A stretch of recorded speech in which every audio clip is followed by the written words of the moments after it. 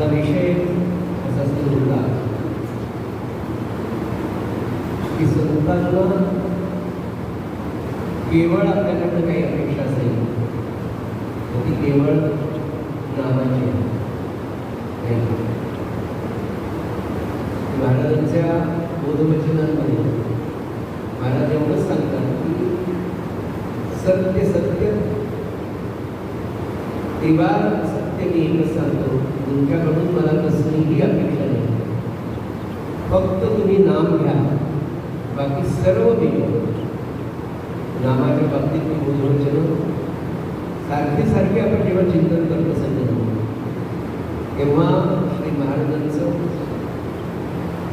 नामस्वरूप काय होतं हे आपल्या लक्षात.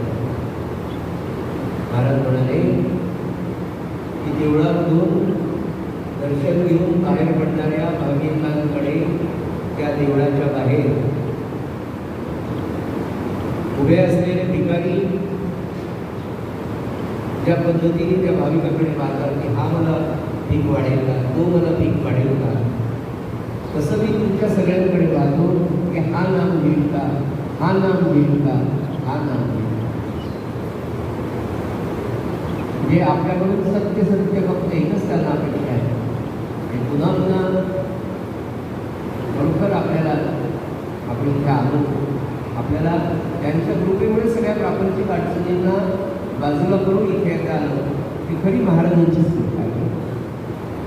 तेव्हा इथे आलेल्यांचा प्रत्येक क्षण आपला नामामधून आहे